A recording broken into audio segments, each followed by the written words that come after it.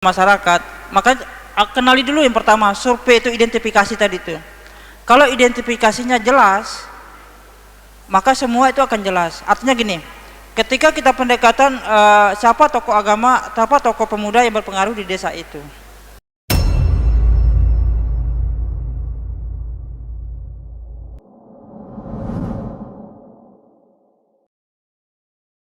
Rahim, teman-teman.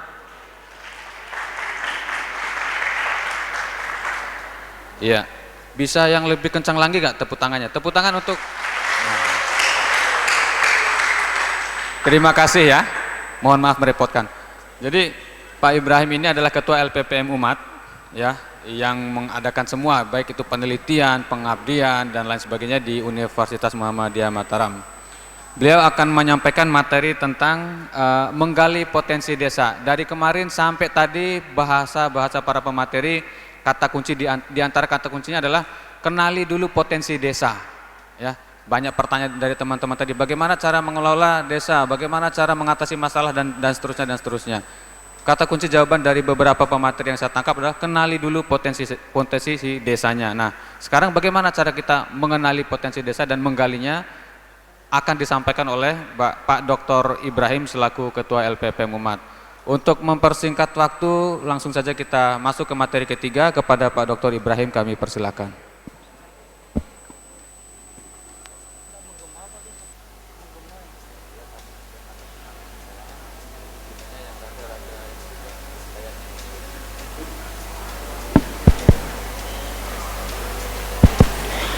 Bismillahirrahmanirrahim. Assalamualaikum warahmatullahi wabarakatuh. Paling belakang. Halo. Paling belakang. Halo. Paling belakang. Assalamualaikum. Paling belakang. Assalamualaikum. Kalau yang depan ini tidak salah, dia masih melek dia. Dan wajah-wajah baik yang depan, belakang, tengah itu semua pasti wajah-wajah desa ya. Tapi jiwanya kayaknya jiwa kota semua ini. Itu bedanya. Ini menarik ya. Kenapa hari ini kita akan menggali bagaimana sih sebenarnya strategi untuk menggali potensi desa itu. Ini kita mau KKN ini. Jangan-jangan datang ke desa nggak tahu apa yang kita akan lakukan. Jangan-jangan kita datang ke desa cuma memetakan anak kepala desa mana yang paling cantik gitu. Ini minimal kita bisa petakan nanti, oh ini peta-peta politiknya, peta-peta budaya, peta-peta pendidikan seperti apa nanti gitu. Ya. Tapi minimal hari ini kita bagaimana menggali potensi desa itu. Kalau kita bicara desa banyak sekali. Kita mau bicara budayanya, mau bicara sarana prasarananya, mau bicara tentang masyarakatnya, banyak sekali. Dan tidak mungkin kita yang kita gali semua itu kita jadikan program. Tidak mungkin. Karena waktu kita terbatas cuma 45 hari. Sangat minim sekali waktu kita. Oleh karena itu tolong perhatikan, karena kita pada saat pembekalan ini kami akan cek lagi ke lapangan. Apa yang kita sudah sampaikan hari ini. Saya paling suka pada saat monep itu belusukan ke masyarakat. Bisa saja teman-teman saya itu duduk di posko nanya semua. Tapi saya belusukan mencari tahu informasi apa yang sudah dilakukan oleh adik-adik saya di lapangan. Itu menariknya, tapi minimal saya ingin tahu dulu ilmunya apa supaya ilmunya nyampe nanti gitu loh. Apa yang sudah dilakukan. Hari ini dalam menggali itu potensi itu, ini salah satu buku yang sudah saya terbitkan dari beberapa buku yang sudah saya cetak. Buku ini hampir dominan membahas tentang desa karena saya orang desa. Saya orang Udik, saya orang desa juga. Makanya ketika kita membahas tentang desa menarik, sangat menarik.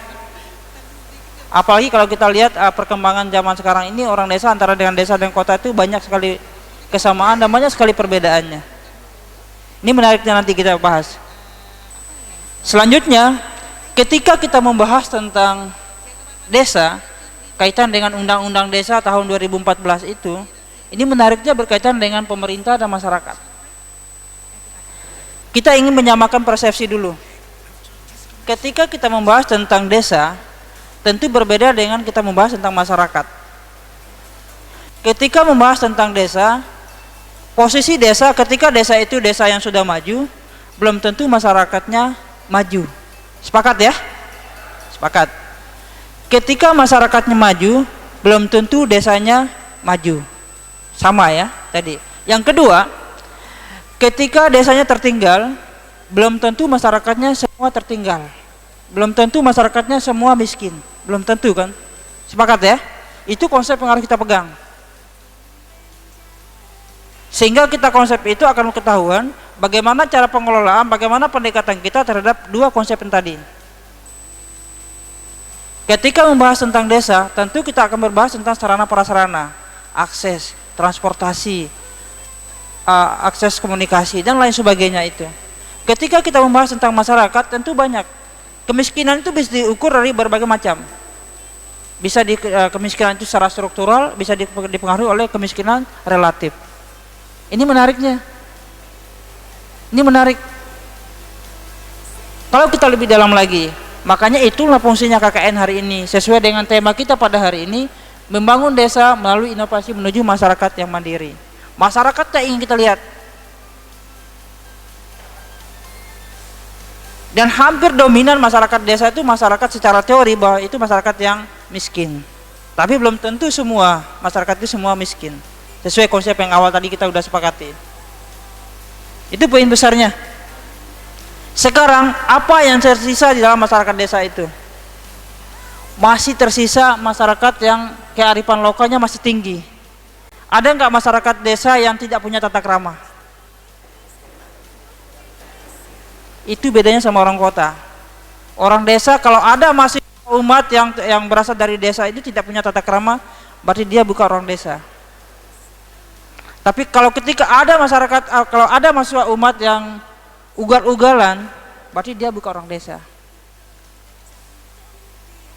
Itu konsepnya. Tapi minimal kita harus punya tata krama. Yang paling ada di dalam masyarakat desa itu yang masih ada sekarang nih sifat kegotong royongan. Pertanyaannya, masih adakah itu di masyarakat kita? Masih ya. Dan itulah modal yang akan kita pegang. Dan itulah pendekatan yang akan kita ambil ketika kita datang ke masyarakat. Itu pertama. Yang kedua, poin utama yang kita ingin bahas sebenarnya itu sesuai dengan tema KKN tahun ini, bahwa bagaimana dengan kemiskinan kita. Yang saya bilang tadi, ada kemiskinan relatif, ada kemiskinan struktural. Kalau semua kita ambil itu, kita bahas semua, tidak akan selesai hari ini. 2-3 hari kita bahas, bukan tidak selesai. Tapi saya ingin fokus bahwa tujuan utama kita datang ke sana, bagaimana cara dari potensi lokal yang dimiliki oleh masyarakat desa itu, bagaimana cara bisa menanggulangi daripada kemiskinan masyarakat di lokasi itu sendiri gitu. Itu poin utamanya. Tidak banyak-banyak. Salah satu contoh, kalaupun dari pertanian, ada dari pertanian nggak ini? Nggak ada deh. Ada ya? Misalnya dari pertanian, datang ke sana cuma dari pemetaan potensi yang dimiliki ternyata pisang. Kalau pisang itu banyak, tapi cuma matang, masak, tidak digunakan, cuma makan pisang goreng dan lain sebagainya. Coba diinovasikan dengan buat keripik atau buat apa. Diajarilah inak-inak emak-emak kita di sekitar posko itu dan masyarakat sekitar itu. Itulah potensi budaya yang bisa kita kembangkan kan. Pola itulah yang kita bawa. Nggih? Itu yang pertama. Yang kedua, ini ada yang menarik berkaitan dengan SDGs. Dari 18 poin yang kita bahas di SDGs itu, semua pasti kita akan ketemu di lokasi kita KKN ataupun di lokasi tempat tinggal masing-masing. Pasti ada semua ini. Yang pertama, desa tanpa kemiskinan dan kelaparan. Ada nggak di desa itu orang miskin? Dan pasti banyak ya, banyak sekali. Dan itulah yang apa yang akan kita lakukan pada masyarakat miskin itu. Banyak. pendekatan apa yang akan kita pakai pada mereka orang pertanian, dengan mencoba untuk melakukan pendekatan dari pertanian menjadi apa gitu. Dari pendekatan kesehatan apa yang bisa dilakukan dari situ. Begitu juga dari prodi-prodi yang lain. Sangat membantu mereka. Yang kedua, peduli kesehatan. Orang sakit di desa banyak gak? Nggak usah di kota, di desa juga banyak. Minimal prodi kesehatan apa yang bisa dilakukan di sana? Penyuluhan kah? Silakan adakan penyuluhan. Kalau memang ada peduli lingkungan, silakan ada lingkungan. Tergantung, makanya pada saat hari pertama, hari kedua, hari ketiga, survei dulu. Baru bahas program berdasarkan masalah temuan yang ada di lokasi KKN itu sendiri gitu. Yang ketiga, ada peduli lingkungan pendidikan. Orang putus sekolah banyak nggak di desa? Sangat sekali. Makanya kalau pada saat nanti di lokasi KKN, jangan merasa terganggu ya, karena dengan adanya adik-adik saya itu, adik-adik kita itu datang ke posko. Dia paling suka, paling senang dia kalau ada kakak-kakaknya KKN. Paling senang dia. Makanya kalau ada adik-adik yang datang, ajari mereka. Kalau yang bisa ngaji, ajari dia ngaji. Kalau dia belum bisa baca Iqra, ajari dia baca Iqra. Atau jangan-jangan adik-adik ini yang berangkat KKN tidak bisa ngaji.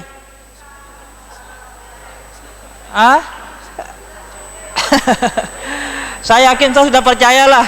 Saya sudah percaya dan saya yakin 100% bisa ngaji karena ada buktinya, ada surat sertifikat ngaji.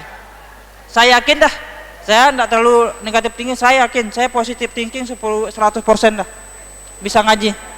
Minta tolong adik-adikku itu nanti yang masih bocil-bocil itu nanti ajarilah mereka itu. Ajari mereka. Kalau yang bisa nyanyi, ajari mereka nyanyi. Kalau bisa budaya, ajari mereka budaya. Semua. Mereka paling senang nanti ada kakak-kakak yang KKN. Nggih? Tuh. Yang selanjutnya ada desa ramah perempuan. Ini menariknya nih, mak-mak nih. Ini calon mak-mak nih. Kalau mak-mak sudah aman, maka rumah tangga itu aman dia. Yakin ya? Yakin. Karena gini, di dalam program pemerintah itu yang disampaikan oleh Ibu dari BPMD tadi itu, di dalam program BUMDes itu ada dikenal dengan SPP, simpan pinjam perempuan. Itu khusus mak-mak. Khusus mak-mak tuh. Mak-mak melakukan program, misalnya ada usaha budidaya lele gitu. Atau budidaya apa nanti. Itu teman-teman, adik-adikku semua yang KKN itu, bantulah mak-mak itu. Kalau mereka butuh bantuan. Kalau permasalahannya tidak bisa dia, tolong bantu mereka, masalahnya apa gitu. Kalau bersentuhan dengan mak-mak, harus yakin dulu. Makanya itulah fungsinya ada pemetaan dulu itu. Kalau memang di desa ini kendalanya apa, itu jadi bahan program utama. Kan dalam program kan sudah dijelaskan sama Pak Muslimin kemarin. Ada program utama, pokok, pilihan, dan khusus. Oke. Selanjutnya, desa ekonomi tumbuh merata. Ada nggak kelihatan di desa-desa itu semua rata semua? Desa antara dusun A, dusun B, dusun C merata nggak semua? Belum tentu. Karena desa A ataupun dusun A, dusun B, dusun C semua tidak sama. Karena pemimpin itu kadang-kadang ada yang dia peduli sama dusun A, dusun B, dusun C. Belum tentu di desa A itu bangun postu, di dusun C juga bangun postu. Karena kebijakan kan tidak boleh. Atau masyarakat miskinnya banyak di dusun A, di dusun B, tapi kemiskinannya di sini masih tetap di sini banyak gitu. Sehingga pembangunan atau pemerataan itu agak sulit, dan itu butuh pendekatan kita juga dari pihak KKN dan perguruan tinggi.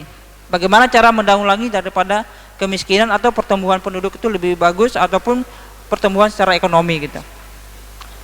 Yang selanjutnya peduli lingkungan. Ini yang menarik ini, karena di program Gemilang NTB Gemilang itu zero waste itu apakah berhasil atau tidak tergantung. Coba perhatikan di tempat tinggal kita masing-masing dah, sampah masih ada nggak kita? Masih banyak, sangat banyak. Mulai dari kita lah, sampah itu mau kita apakan lagi dia? Apakah sampah itu kita mau jadikan dia bak sampah? Mau sampah itu kita jadikan pot?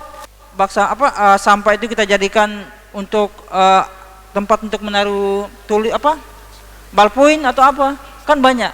Itu namanya TTG. TTG kayaknya udah disampaikan WR2 kemarin ya. Ya, itulah bentuknya. Dari sampah diolah menjadi TTG, dan itulah nilai poin buat kami untuk TTG itu nilainya besar itu buat kami. Oke, lanjut. Desa berjejaring.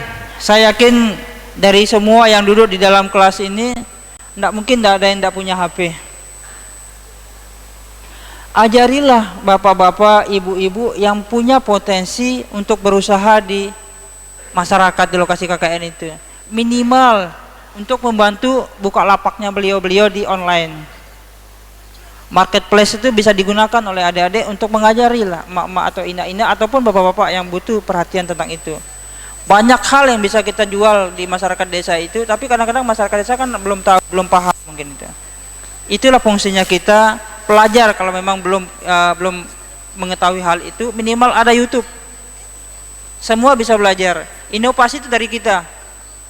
Jangan merasa diri saya dari ilmu pemerintahan tidak mau belajar ilmu yang lain gitu. Kita ke masyarakat itu seolah-olah kita yang paling pintar. Tapi kita harus paham, di tengah masyarakat itu masih banyak juga yang lebih paham, lebih pintar. Tapi minimal kita sama-sama belajar. Nggih, itu satu. Yang kedua, desa tangkap budaya. Di daerah kampung kita banyak sekali budaya-budaya yang beredar di kita. Apalagi dengan kondisi saat ini yang zamannya bebas, mau budaya manapun bisa masuk ke kita. Merasa diri orang desa, tapi budaya kearifan lokal sudah hilang. Sudah pasang anting, sudah pasang rambut panjang, macam-macam dah itu. Nilai lokal, kearifan lokalnya tidak muncul.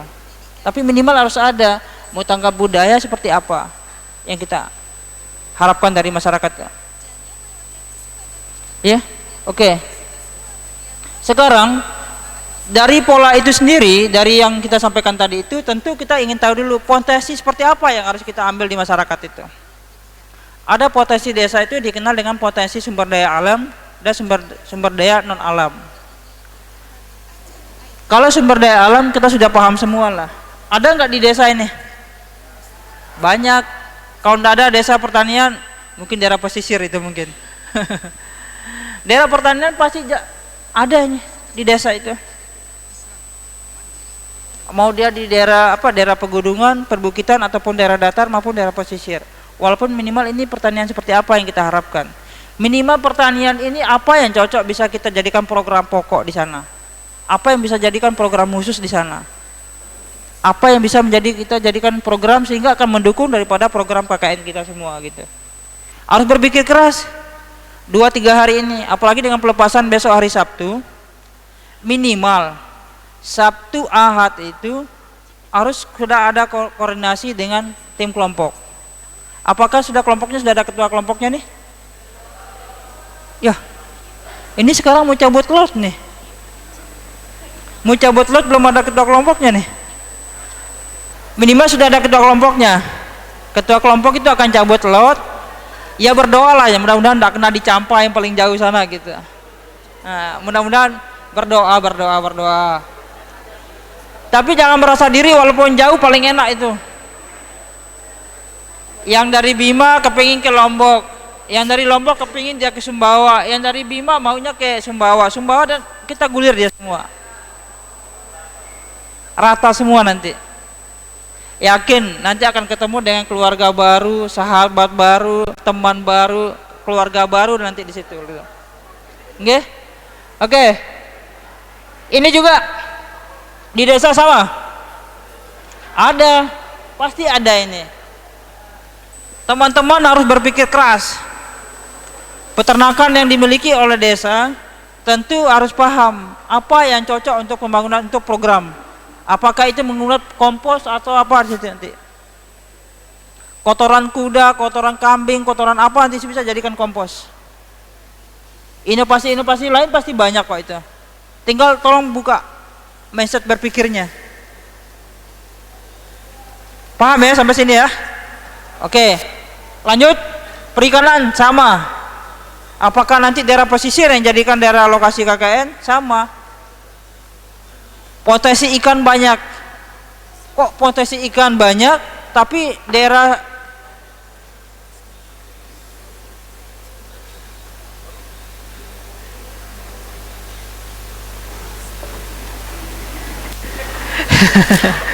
bisik-bisik ya. Sebenarnya materinya banyak nih. Saya alihkan ke anu ya. Ini ya, di daerah pesisir itu muncul. Saya ingin tanya dulu, kenapa secara teori daerah pesisir itu identik dengan daerah miskin? Padahal potensi sumber daya alamnya banyak, ikannya banyak, melimpah gitu. Kok miskin? Inilah poin besarnya. Adik-adikku yang tercinta, yang KKN ini harus bisa paham. Apa program yang cocok bisa dilakukan oleh sini? Apa yang bisa dilakukan di sini? Sehingga akan mendukung ekonomi masyarakat desa itu sendiri gitu. Ya, sepertingkat ya. Begitu juga dengan pariwisata. Sama ya, karena diminta kejar nih. Oke, sumber daya alam juga sama.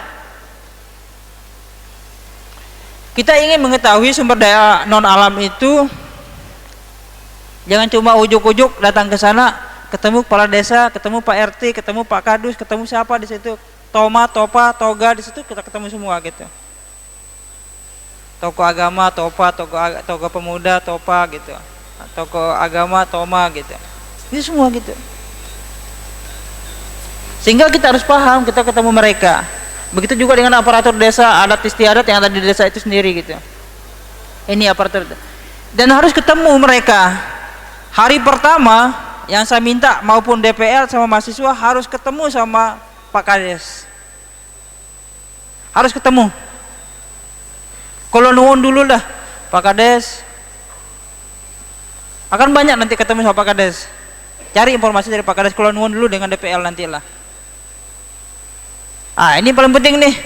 Bagaimana dari semua yang tadi sumber daya alam, non alam itu semua tadi itu, bagaimana cara menggalinya? Ini semua ada. Bagaimana cara menggali semua ini? Kalau secara dari Indonesia 74.958 desa se-Indonesia yang kita miliki. Kalau semua tidak mungkin lah kita dalami. Ini kita punya nih. Tapi kita khusus di NTB saja. Bagaimana caranya? Untuk menggali potensi, yang pertama identifikasi dulu. Kan udah saya bilang tadi, identifikasi dulu sumber daya alamnya apa-apa saja. Identifikasi dulu, oh anaknya Pak RT ini cantik ini. Oh ini anaknya Pak Kadus cantik. Nanti lah itu. Ini pemetaan yang lain itu. Yang penting survei dulu sumber daya alam dan alam dulu. Urusan yang kedua berjalan sendirinya. Saya paling suka belusukan ketika monep. Saya tanya dulu sama emak-emak atau bapak-bapak atau adik-adik yang ada di situ. Siapa di antara kakak-kakak yang KKN itu yang sering ke masjid gitu? Saya tanya. Kakak A, kakak B, kakak C gitu. Dekat nggak sama kakak itu? Dekat kak, dia bilang. Dia sering ngajari kami ngaji gitu. Udah langsung lulus dah itu, saya bilang tuh. Hebat kakakmu itu, saya bilang tuh. Terus yang kedua, saya tanya yang biasanya kalau ada yang mak-mak biasanya kan yang cewek-cewek kan sering jalan ke mak-mak biasanya. Mak, saya tadi yang dari semua adik-adik yang KKN itu mana yang sering ketemu sama mak-mak gitu? Oh ini sebut ini gitu. Udah, jadi ketahuan dia mana yang dekat dengan masyarakat di sekitar itu. Sehingga berarti dia sudah tahu nih, identifikasi awalnya mantap. Sehingga dia bisa petakan permasalahan informasi itu ada di situ. Misalnya kita komunikasi dengan mak-mak, tokoh agama yang ada di sekitar situ gitu. Itu poin besarnya. Yang kedua, survei lokasi yang saya bilang tadi itu. Survei dulu. Dari 14 orang, 15 orang itu survei dulu satu desa itu. Survei dulu, dari hasil survei baru kita komunikasi. Di dalam kelompok, itulah malam kita buat kelompok. Di kelompok itu kan mungkin langsung tidur lah, jam 8 langsung tidur. Buat kan dulu diskusi dulu lah. Program apa yang kita lakukan besok, program apa yang kita lakukan selama seminggu, program apa yang kita lakukan selama KKN. Itu harus muncul dari hasil survei, dari hasil identifikasi tadi itu. Yang ketiga, yang terakhir, ini sering foto-foto. Nanti ketua kelompok jangan dulu percaya dari semua kelompoknya ini. Saya sudah survei tadi, dia udah. Ternyata di sana banyak kerbau, dia udah. Mana buktinya? Nih. dia udah foto gitu. Di sana banyak bambu, dia oh ini fotonya gitu. Yang suka harus dibuktikan dengan foto. Karena pada saat laporan semua itu harus muncul. Harus muncul semua. Oke, harus dipoto semua. Yang selanjutnya, nah ini dia sumber data itu. Kalau kita mengacu kepada data primer yang tadi itu, tentu kita tidak bisa lepas dari data sekunder. Data sekunder itu banyak sekali ini. Ada potensi desa, ada Podas, IDM, SDGs, BPS, ada Bapeda, ada pemerintah desa. Banyak sekali yang bisa diambil. Tinggal kita download aja di internet, ada semua. Yang selanjutnya data Podas sudah selesai, semua ada di situ. Mau kita bahas tentang desa, misalnya desa A itu pasti akan muncul semua. Tinggal kita mau aja belajar dari data sekunder itu. Begitu juga dengan indeks membangun IDM, bisa dilihat di data-data di website sudah ada semua nanti. SDGs dari poin besar tadi kita udah bahas sebagian karena waktu kita terlalu sempit. Ini juga BPS sudah ada di misalnya Bima dalam angka itu tinggal sudah diklik aja sendiri. Sumbawa dalam angka, Lombok Timur dalam angka pasti ada semua nanti di situ. Bapeda sudah ada semua data, tinggal nyari di desa A atau kecamatan A pasti ada semua nanti di situ. Oke, terima kasih. Saya kembalikan ke Pak Agus. Cek, terima kasih Pak Dr. Ibrahim. Aplaus untuk Pak Dr. Ibrahim, rekan-rekan.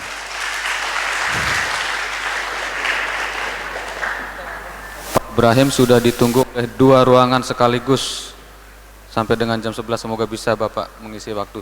Saya kasih 2 pertanyaan, 1 yang belakang, 1 lagi. Oke, 1, silakan.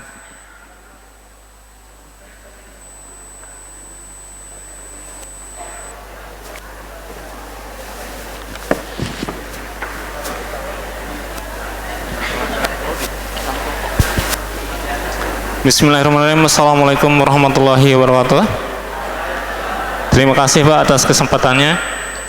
Perkenalkan, nama saya Abdul Qabid, saya dari Fakultas Teknik jurusan Teknik Sipil.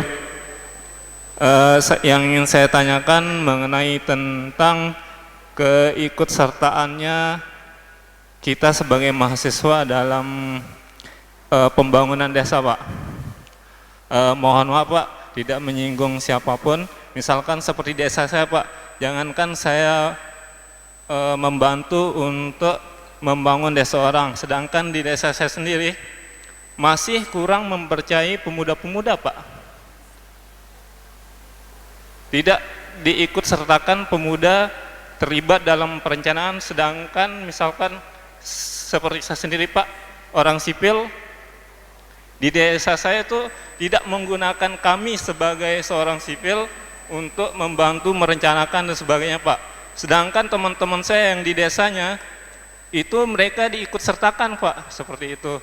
Nah jadi apalagi kita sebagai seorang yang KKN, sedangkan orang desa di sana aja, pemuda di sana saja tidak diikut sertakan Pak. Bagaimana itu Pak untuk solusinya? Terima kasih Pak. Assalamualaikum warahmatullahi wabarakatuh.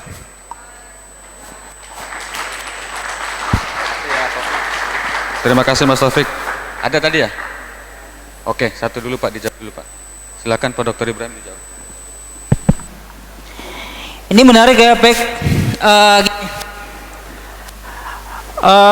Topik di sipil ya.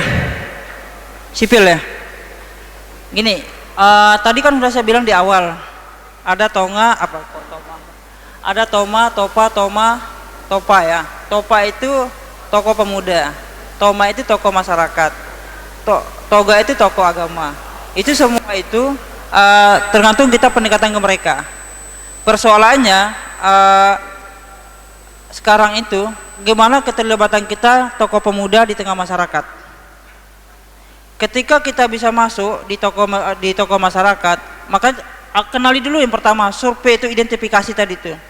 Kalau identifikasinya jelas, maka semua itu akan jelas. Artinya gini, ketika kita pendekatan siapa tokoh agama, siapa tokoh pemuda yang berpengaruh di desa itu menjadi poin utama kita. Pendekatan kita itu harus jelas, siapa yang menjadi sasaran kita. Kalau tokoh agamanya berpengaruh siapa, tuan guru siapa, tokoh agama siapa, nanti pemudanya siapa, tokoh masyarakatnya siapa.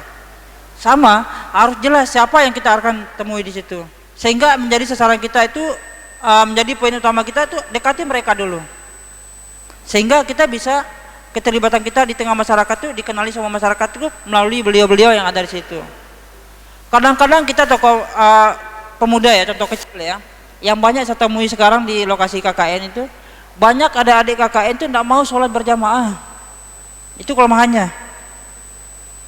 Itu kelemahan ya. Banyak sekali adik-adik kita yang tidak mau sholat berjamaah. Padahal sebenarnya sholat berjamaah itu sebagai silaturahim yang jelas. 5 kali kita ketemu sama tokoh agama itu. Tidak mungkin tokoh agama yang di desa itu, di lokasi KKN itu bilang sama kita tuh jelek ketika kita sholat 5 waktu. Pasti mereka mau komunikasi dengan kita, dan pasti mereka mau silaturahim sama kita. Begitu juga sebaliknya kita. Pertanyaannya si Taufik ini berkaitan di desamu Pek ya. Itu makanya kenali dulu siapa tokoh agama yang ada di desanya Taufik itu. Kenali dulu siapa tokoh berpengaruh di tokoh pemuda yang ada di desa itu. Sehingga karena kebanyakan selama ini tokoh agama atau tokoh-tokoh yang masyarakat yang ada di desa itu kadang-kadang dibawa karena nuansa politik. Itu yang banyak dominan.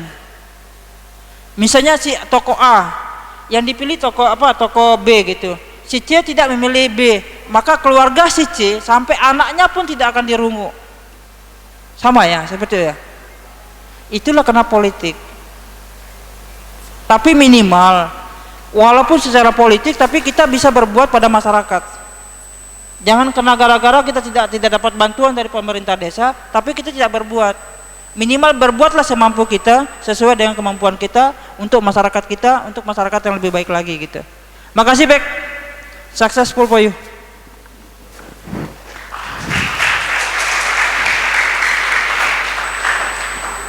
Amin ya rabbal alamin. Successful for Pak Taufik, Mas Taufik tadi ya.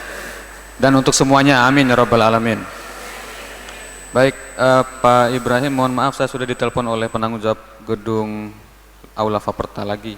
FKIP Pak, langsung di FKIP. Sudah molor 45 menit.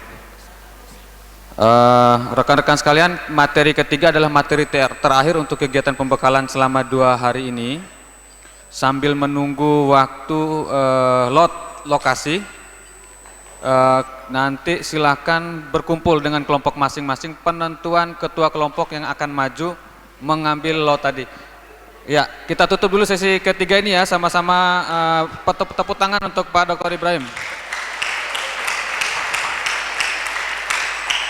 Terima kasih Pak Dr. Ibrahim. Oke, semuanya saya tutup sesi ini.